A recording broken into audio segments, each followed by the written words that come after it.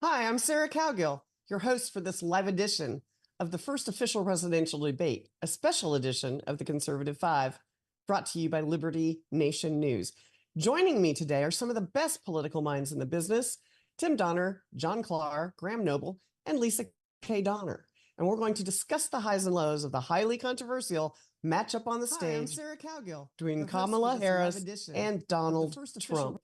Let's get this lively discussion started with Tim Donner. What were the best moments last night for Harris and Trump? Well, I don't think this debate was so much about moments, Sarah, as it was about impressions. Kamala Harris succeeded in drawing an impressionistic painting of herself.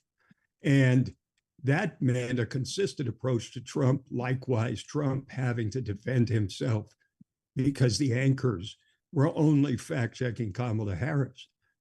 But there was no single gotcha moment. There was no, we finally beat Medicare, like Joe Biden said back in June. So she exceeded the low expectations, and Kamala Harris now has to be taken more seriously. But I think the debate would have been quite different if they had fact-checked not just Trump, but if they had fact-checked Kamala Harris on 5 different things that she said. At least one of them is Project 2025. That's a canard. Trump has nothing to do with that. She said he was going to terminate the Constitution, that there would be a bloodbath on day one, which referred to financial markets. She distorted the Charlottesville story once again, and then talked about Trump being a dictator on day one as if he meant that seriously, rather than with his usual sense of entertainment.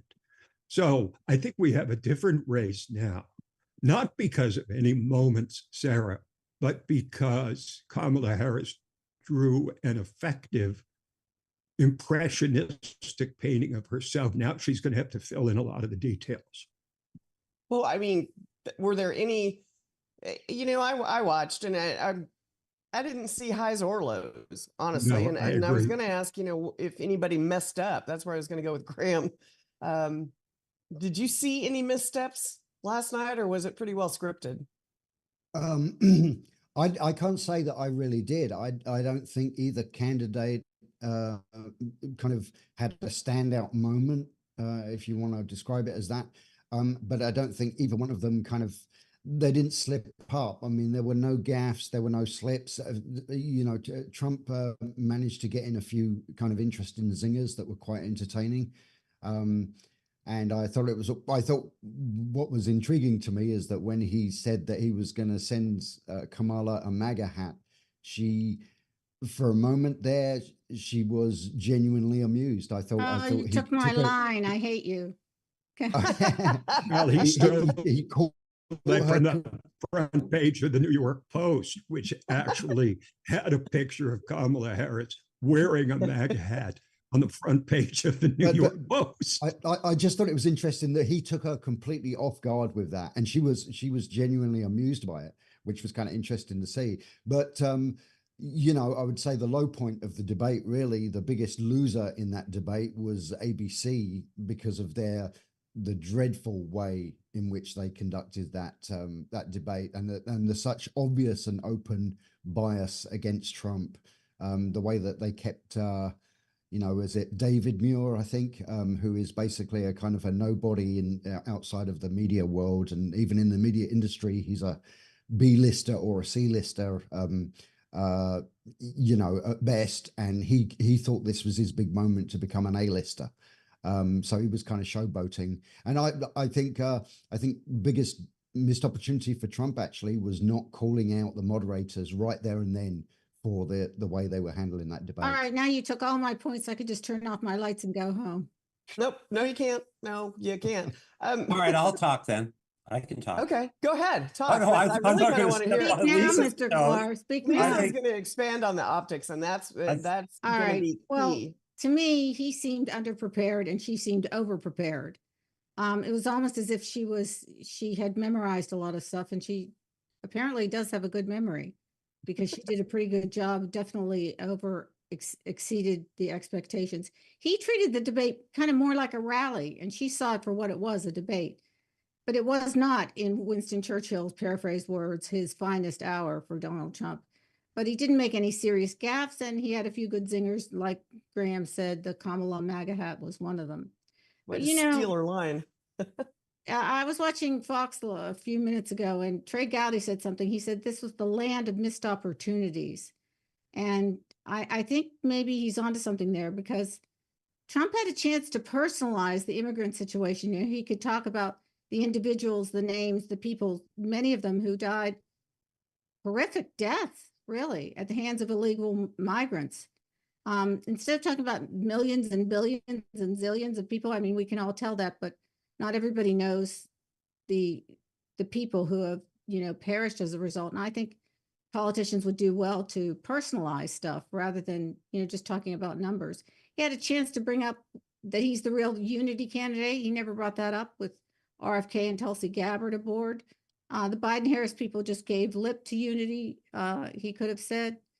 He had an opportunity to turn the abortion question into a question about the party who protects women, those who want fair competition for their daughters in athletics, those who are concerned about female safety, and above all, that Trump sees himself as the man to provide national security, which is, let's face it, that's a key issue for many women. So I think Trey Gowdy may have had a point. It was the land of missed opportunities for Trump. That said, you know, he didn't blow anything sky high. There was nothing on the dogs and the cats, but, you know, that's just trivial. And in terms of nonverbals, well, we'll talk about that later. I'll give John a chance to talk. That's Well, you fine. know, it was funny. I watched it last night at the pub that I love to go to, and I was sitting next to this old farmer guy who's smart as a whip when it comes to. He may not have teeth, but he's smart as a whip when it comes to politics. And he just looked at me and he said, "Sarah, does he think he's still debating?" And I thought, yes, he's waiting for her to mess up, and she didn't. She started high and stayed high. Again, So, he thought thought that was an interesting point. Didn't you think he talked like it was a rally more than it was a debate? I saw that a little bit too, but when Rando said that, it was just like, wow, that was pretty astute to, you know, he hasn't changed the way No. he's campaigning. I don't It's even his remember. signature hyperbole. Go ahead, John. Go. No, that's fine. But I must have been pretty drunk to not remember hanging out with you at the bar. I'm the farmer with no teeth, aren't I? But I think you have others in that category. Graham hit on something and Lisa missed it. I thought the high point was this. Kamala Harris wanted to invite everybody to his rallies. He could have said, yes, thank you. My opponent has invited you all to my rallies. Please come to my rallies. See for yourself who's telling the truth. I won't even pay you. He missed it. A lot of missed opportunities. You know, I'm an attorney. I've trained in debating. I was cringing. Don't fall into the trap of arguing about people eating cats and dogs on immigration. Don't give them these little straws that allow them to dismiss the bigger issue. Or talk about her race. And so many times, okay, so I thought he performed really poorly. I have been happy over recent months that he's not engaging in his brash tweets, but he saved them, I guess, for last night. Not bad, but I saw it in the media, and something that Graham said I want to hit on about the idea of the big loser was ABC News. Now, about a month ago, I wrote a piece for Liberty Nation News, a little plug here, about the conflict, and that Dana Walden, the co-chair of ABC News, has a long-standing, very close friendship and donor status with Kamala. I'm wondering, though, when you have confirmation bias, Democrats watch this. They don't care. They don't even, if they even see the bias at all, they don't care because the ends justify the means. The independents, which Mark has pointed out, our great editor, today in a piece about the debate, that people maybe, or that the independents were the ones that were the biggest losers. As I watched the debate, it's all about the policies. And correct, she made numerous misstatements of facts. There are fine people on both sides, and it seems to be working for them to try to win on a lie. And so what to me is curious is whether this really budged the needle at all, because you know a lot of voters aren't going to change their views, but those independents, and whether ultimately people will have seen just how incredibly biased this. And as Donald Trump said, you know, it was 3-on-1, and I saw that immediately out the gate. And so yeah, the abortion thing, he could have said, hey, you know, Ruth Bader Ginsburg supported repealing Roe because it was a horrible overreach by the federal government. It should be left to states' rights. End of it, rather than start talking about, killing babies after birth, which he was saying some people have called for that. And then the announcer says, no, that's not factually true. And did Kamala Harris ever say whether she supports 7th or 8th or 9th month abortion? No, her feet were never held to the fire. I'm just curious how many of those independent voters saw that the whole thing was kind of a farce as far as actual content. And she kept baiting him. It's like half of her positions were Donald Trump bad, Donald Trump bad, Donald Trump bad. And he took the bait. And I was sad to see that. But Well, anyway, there's this sense that Donald Trump, I've heard this in all the hours following the debate, that Donald Trump took the bait. But what exactly is he supposed to do when the two anchors are fact-checking him, not fact-checking? What does he have to do? He has to do the fact check, which means he has to respond Exactly. to her He's put in that attacks. position. So I don't Right. buy this idea. well, I this agree, but like the widespread idea debate, that he took the bait well, like because when she said that nobody's at his rallies, he could have just ignored that. Anybody can see the truth, and it's irrelevant to the issues. For instance, I'm just saying, I think that I've watched him do it, and I watched her take the bait sometimes too. And he knew he could have maybe pushed her buttons a little better. But as Mark pointed out, she was not expected to do well, and so the expectations were very low. And the Telegraph said she was fully unburdened by what has been in her ability to sort of machinate, and she says as if she fell out of a coconut tree. But they opened with the issue of eating dogs and cats. That's the kind of thing that becomes. Well, they didn't open with it, a but it was. soundbite. No. But the Telegraph opened with that Oh. criticism. I'm saying that's what they'll seize on for the propaganda wars to try but to, they must to have dismiss the had fact. they must have had a really exhaustive list of statements that Trump has made that they consider untrue. Dogs. They had an immediate response. David Muir came back and said, No, we that's have not checked true. this The out, city and mentioned- there's no evidence that anybody was eating dogs in Ohio. Well, How maybe could he have maybe had they that crafted so the question. prepared immediately Yeah. to come back on They Trump? knew it was coming. Maybe they crafted the questions for him, but it really showed the one-sidedness of ABC, and that was a good article, John. I hope people go to our site, libertynation.com, and check it out, because they are hardly, unbiased, as well as NBC has the same issue. But on the item of optics, what did you guys think? I mean, it seemed to me that she strode onto the stage. She came over the halfway point to greet him. Mhm. I've never Everybody's seen her be saying this anything but morning- incompetent. So I was shocked. I was like, who is this person? Right. They gave her the Right. juice that they've been jabbing Joe with, I think. Well, Everybody's I mean, been saying she looked presidential. She looked presidential. did. She She stuck looked out her good. hand. It was a little bit disarming to Trump, but he kind of went on the stage a little slower while she kind of strode, looking a little more vigorous. yes, he looked more reluctant to And because shake her hand. because she's so committed to the pantsuit, it completely takes any kind of dress out of the whole equation. She's going to show up in a pantsuit. It's either going to be black, brown, gray, or blue. And her only individuality up until recently has been like a necklace. And even she eschewed the necklace in her nomination acceptance speech, and she eschewed it last night. So she's taking anything personal off the table in terms of looks. And that's a big issue for women. Nikki Haley, I thought, dressing the part of a prominent female politician. But what Harris has done is she's completely taken it out of the realm of discussion. And of course, he showed up in his navy blue suit and his red tie, which everybody expected. So I think the optics were kind of, it was a draw. It was a draw. Well, I I think think, they're though, that- showcasing now, the young and vigorous woman versus the old, as a lot of people are trying to push this narrative and losing his mind. That's that. And it was a stark contrast last night, I thought. Well, that's where they go with this. We're not going back slow. That we have a tendency. We're not going back to what we've been doing for the last 3.5 years. Not going back to that. Not going back to make it worse. I think recency bias leads us to think that since Kamala Harris seemed, in the eyes of most people, to have won the debate, that means she's going to win the election.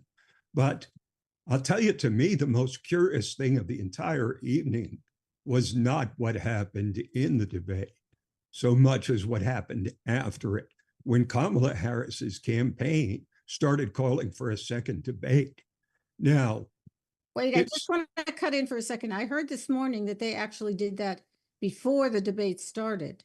Now, I don't know if that's well, they true. pressed Did anybody it. else hear that? Well, they pressed it after the debate. Let's put it that way. They didn't Okay. pull back from asking for a second debate. And that's quite curious because, I mean, political behavior is such that a candidate that loses a debate wants a second debate.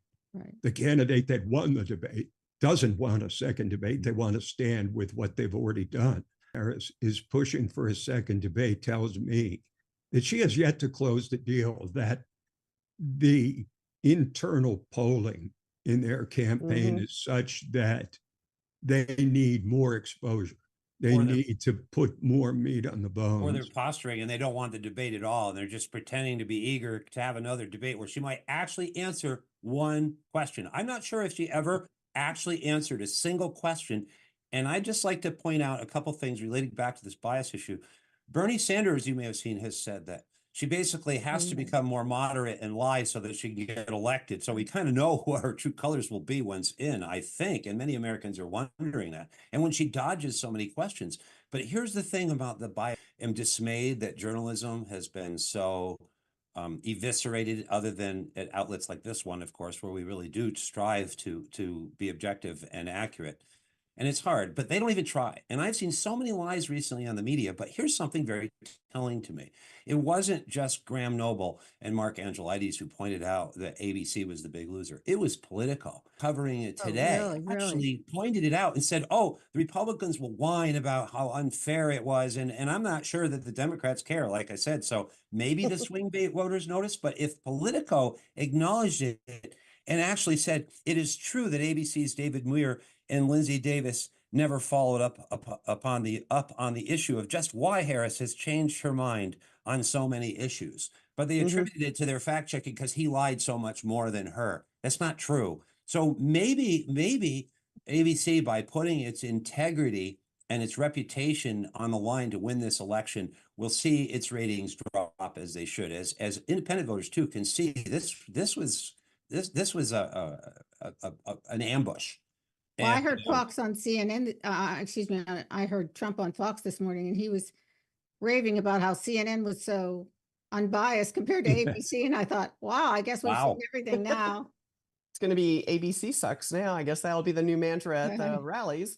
You know, I keep fake ABC. I keep coming back because I've studied and followed presidential elections going way back. I'm not going to say how far back because it'll show how old I actually am.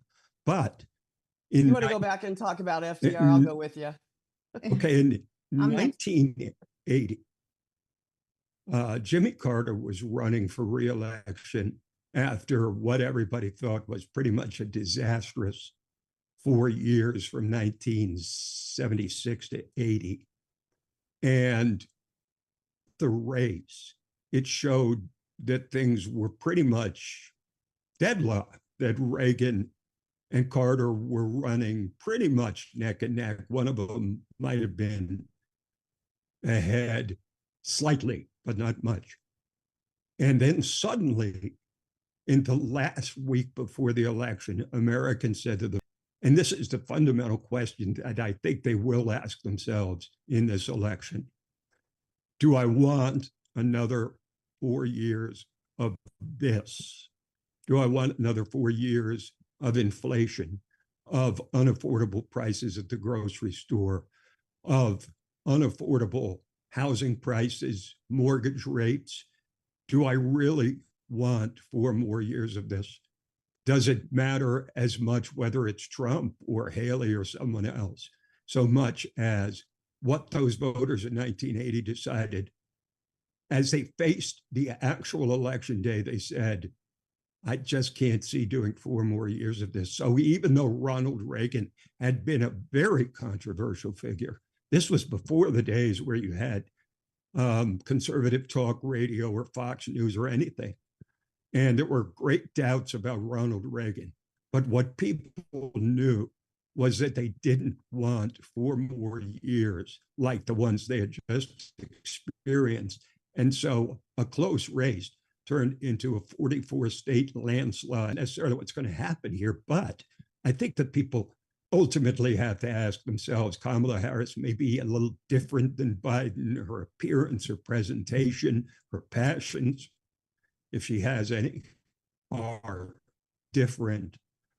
But essentially, people are looking at the same administration for 4 more years. And the question is, in crunch time, when it comes down to it, do they really want another 4 years of this? Well, Open borders. isn't that why she's taken the slogan, let's turn the page, let's move forward?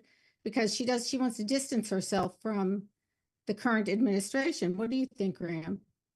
Well, I still think that the question, a lot of people, okay, that if you like, the independents or the undecideds, if there are any real undecideds at this point, of course, which itself is debatable, but okay, let's just go with independents.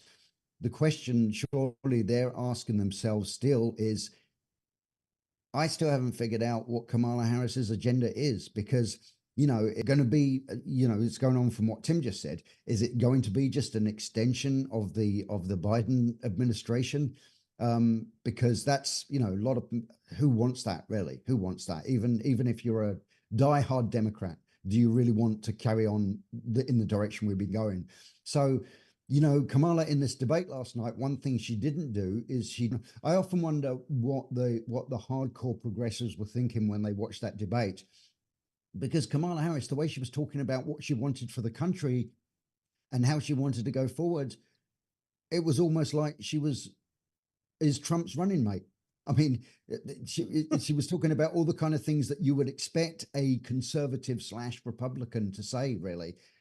Prosperity and what was it? And opportunity economy and all this kind of stuff. I mean, that's not progressivism right there. That's virtually conservatism / Republicanism. So there must have been a lot of progressives watching that debate last night and scratching their heads, or maybe they knew that she's just trying to deliberately come over as a moderate, just in order to get elected. I want to go back and touch on, I don't know who brought this up. I think it was Lisa, the independent, because that's going to win this election where they land.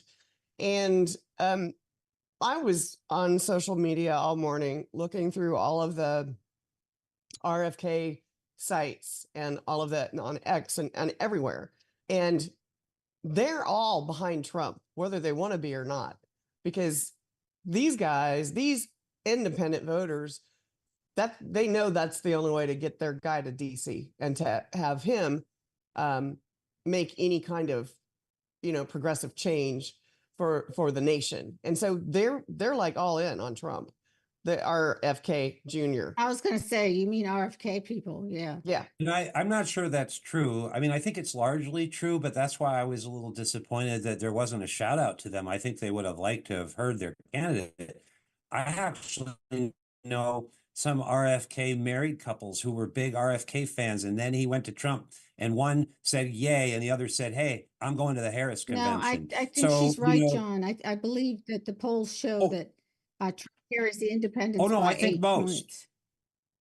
Oh no, I agree. I think so. But even within the Kennedy camp, you can't take them for granted, is all I'm saying.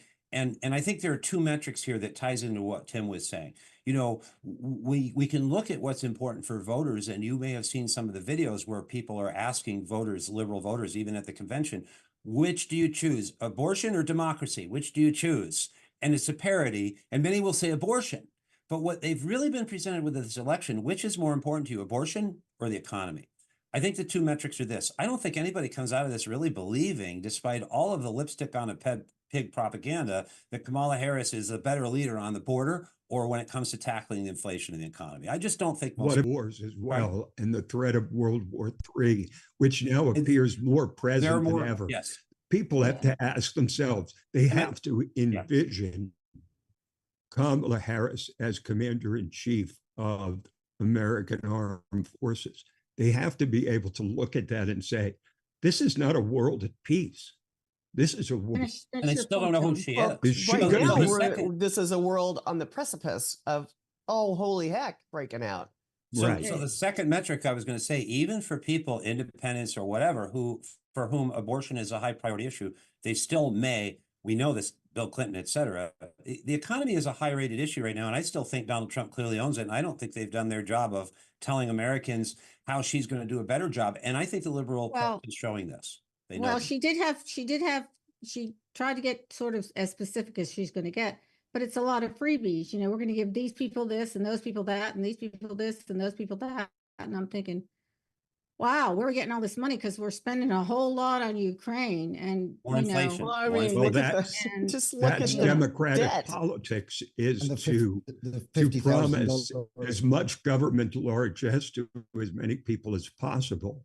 And then ultimately they become dependent on that and they become lifelong Democratic voters. That's how it's always worked on Before that we side. get too far afield, I do want to mention every time we have a major event in the campaign, I have a small Liberty Nation focus group that I tap into, and you know, we give you their demographics and we talk about what they had to say. Last night, my text messaging was blowing up. The whole focus group was had stuff to say, but I thought this was particularly interesting, and I wanted to share it with our viewers and listeners. This is a guy who is a businessman, New York businessman. He winters in, and he had this to say. She, Harris, prepared diligently and gets an A for effort, C for substance. Trump gets a C for effort, appeared to be a lack of enough preparation, but a B plus for substance. Trump needs to be the clear winner in the next debate to win the election, in my humble opinion. I thought that was kind of a succinct way of putting it, you know, grading them on their substance and on their lack of substance, et cetera, et cetera. Well, let me go back to 1980 for just a second in another context, which is, yeah, which, Just you know, put Duran Duran on, Lisa, and go hang out. yeah, I think it's really a matter here where Michael you've got, Jackson. in 1980, Ronald Reagan was saying all these things that he eventually did. He was claiming he would, but he was still a blank slate on the national scene. Nobody really knew what he would do. They depicted him as a warmonger, a right-wing extremist, a racist, all of this stuff. Yeah. But they can't really do that with Trump because this is the first election we've ever seen where you essentially have two incumbents. Yeah. Certainly, Trump has a record that people can compare the Biden-Harris record to.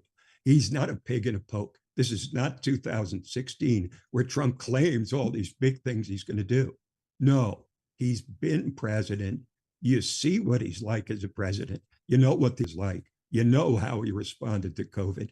You know that he basically started no new foreign conflicts and had the most peaceful term of any president in the 21st century.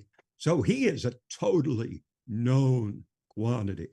And Kamala Harris is a totally unknown quantity, even though she's a central part of the current She's a known administration. chameleon. So She was never anywhere. I mean, you never saw her. You never heard her. And then all of a sudden they drag her out of the And she of the was closet border and they start working her. And But Sarah, don't you think it was a surprise? I mean, we've heard word salad after word salad after word salad. And last night there was no word salads. There was very little in the way of cackling. It was very disciplined. I think I'm going to everybody say was once pleasantly or surprised. twice. I think she got the tongs out once or twice, and she was getting ready to mix up that word salad and put some dressing on it. I mean, there was The once or tongs twice out. when she fell into that thing where she started repeating certain words and just like being very using an awful lot of words to say nothing much at all. But you know, generally speaking, Lisa, I agree. I mean, she's been terrible in some interviews where she's just literally, you have no idea what she's saying, but all these words are coming out. But it And makes you tune out, Graham. It makes you tune out. You stop yeah, listening to her because it doesn't make any sense lose anyway. confidence. she certainly had She a was better handle on that demonstrating the last night, for passage sure. of time. May I I quote? do think, though, I think it's fair to say that Kamala Harris's performance showed that she was unburdened by what has By been what has been for her, So which if I might, is she was a. All right, let's Sarah, say we she all going to was- get on a little yellow school bus pretty soon. She was her a. own record. Goodness Yeah, she was gracious, unbelievable. everybody loves a little yellow school bus, don't we? Let me just quote Mark Angelides, though, because I thought he put it deliciously in today's article that I point everybody to at Liberty Nation News. He said that Kamala, quote, managed to keep notorious word salads a bit less puzzling than usual. She also didn't deliver much beyond not failing. I thought that was a good summary. Yeah, I did too. And just for the record, it's Mark Angelides. Oh, did I pronounce? I Just get to the be on Canadian wrong too, just and to I be on guess his Yeah, you corner. called Andrew. a Well, you're moron from one day. Vermont. We're Yeah. making But they exceptions call him here. Angelides north of the border. Yeah, it depends on where you're at. So right, it's all in I the. try to learn Well, island. he's from in my Vermont, mistakes. so he's right on the line, right? Yeah, I hope he'll well, forgive me because I was quoting him, but I will try to improve. Thank you. No, you bring That's that name okay. out where I live, and they'll just go, that guy named Mark. They'll skip the last part. Yeah, that British guy. That British guy. Archimedes would not have great approved. piece. Of course, then they get him Archimedes. confused. Wait. Listen to Graham. Do that again, Graham. I No. said Archimedes would not have approved. Maybe. Yeah. Very good. Very good. Point taken. Thank Okay, you. so back to the debate. We've discussed highs, lows, and it all seemed kind of milk toast to me. I didn't see, other than the ABC people not performing well. It was very scripted. I have to say, I was surprised, not pleasantly or unpleasantly, but surprised that she performed as well as she did.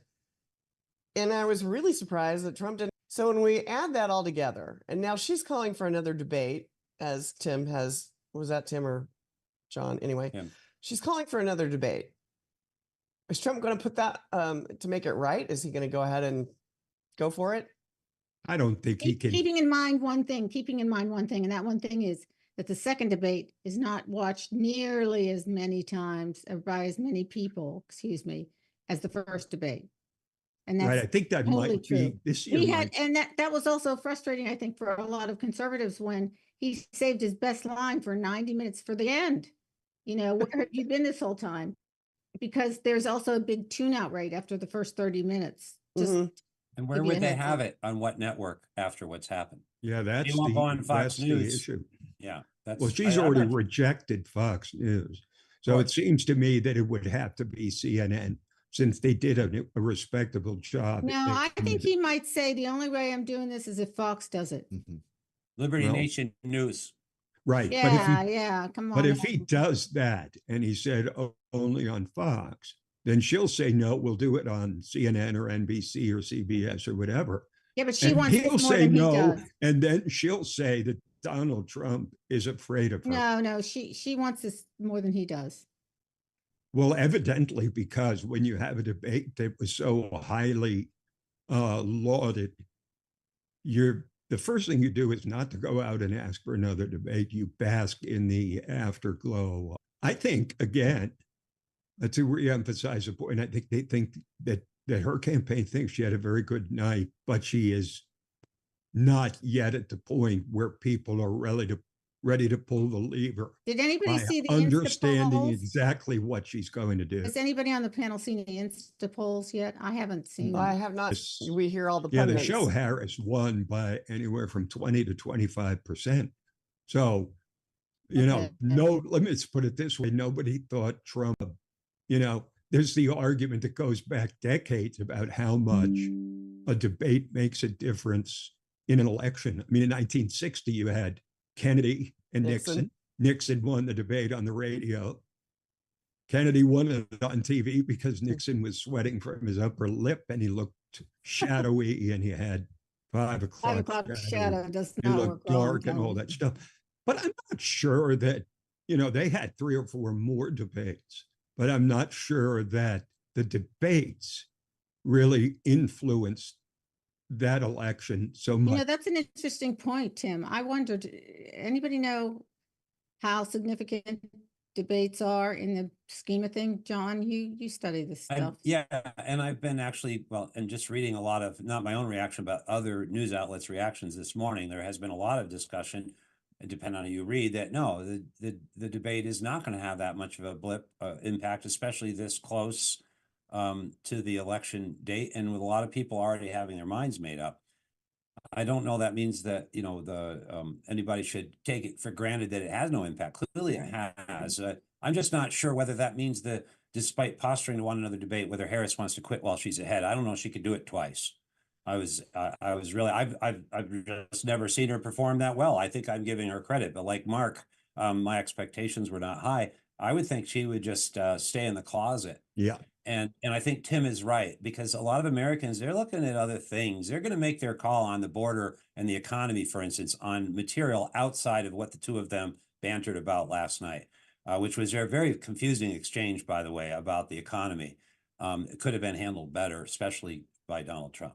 But that's still going to be handled. That debate is still being discussed in the facts and in the inflation and in the real numbers and in the things people are looking at. It's not confined to what's discussed in that 90 minutes. And also I think, and we've already explored this idea a little bit, but coming back to who won the debate, who didn't win the debate, I personally thought it was kind of a draw, really. I know the general consensus is that Kamala Harris won, but as we've kind of touched upon, even a lot of the people, even Kamala Harris supporters who are very pleased probably with how the debate went, they probably still know in the backs of their minds that if Kamala Harris did win, it's because she exceeded expectations and Trump kind of barely met expectations, what was expected of him, and he did seem a little she had different rules of the game, a little low energy. But the real if Kamala won, she won because she outperformed. She overperformed. It seemed like it was a contest between darkness and light, in the sense that Trump was very serious, very sober about the challenges facing this country, where she was all light and airy, and we have our best times ahead, and we're for all the people, and my client's has always been just the people. Yeah, but that would really work if she wasn't an incumbent right now. That's where the rubber, it doesn't really make sense. We don't know what happened before like this. We just don't know the extent to which the voting public ties her at the hip. But as Sarah often says, we just don't know. The shiny new object. She's not the shiny new object in the room. She really isn't. And yeah, Lisa's right. I mean, Lisa's absolutely correct. People have been waiting for her to do something on her day one that she promises for 3 years. Yeah, and John said the key word, which is she often has come off to a lot of people as a chameleon, which is, a chameleon ultimately tries to camouflage themselves so that they're not seen. To this point, the Telegraph this morning said of her, the question was whether she can demonstrate the capacity to fill every American with transcendental joy, and has never been weird at all. That's what still stands there. She may have succeeded in that debate last night, but that does not erase her clear record and failures. So I agree with Tim. But you know what, John? Here's the thing: a lot of Americans, and I'm not one of them, and you're not, and this panel isn't. They don't care. They vote for their party. They don't go deep. They don't look around. They hear something on some random, outlet on the internet, and they buy it. So, it's really hard to re-educate people on the realities of what we're looking at, a duopoly that, people are just upset with and angry with. Let me, if if you would indulge me, I wanted to go back to something that Graham had talked about earlier, and that is the electorate and how many people are undecided at this point in time. And there's always a tendency, especially in a climate that is as divisive now as any time since either the Civil War or the 1960s, depending on your perspective, that people are going to vote D or they're going to vote R. But the polls have consistently shown that 3 to 5% of the population is still undecided. And the reason is because they hate both candidates. They want to vote, but they find it very difficult to pull the lever for either Trump or Biden and now Harris. So 3 to 5%, if the turnout is anywhere near the 154 million that it was in 2020, that's up to 7 million people who have yet to decide. Now, you could say maybe they really have it, they're just saying they haven't. But put yourself in the position of the average voter, bringing back Trump, bringing the number 2 from the current administration, and they're trying to process all of this. It's no wonder that they haven't decided yet. And I think this idea that everybody is already in their camp is true to about 95%.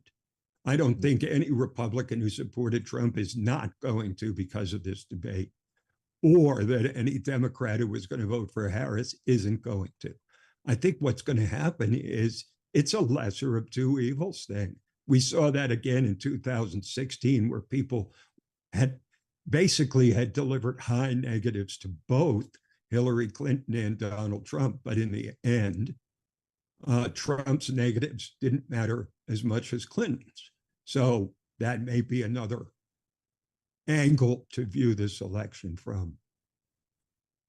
Well, they're certainly pushing that she is a Black woman and a woman, and that's, that appeals to a lot of. And she's a perfect age. She's 59. She's neither too young nor too old. Yeah, So most of these calculations about her are going to have to be on her policy or personality and the degree to which people trust her, because incompetence is kind of off the table now after this debate. Yeah. But white male Democrats are also leaving her.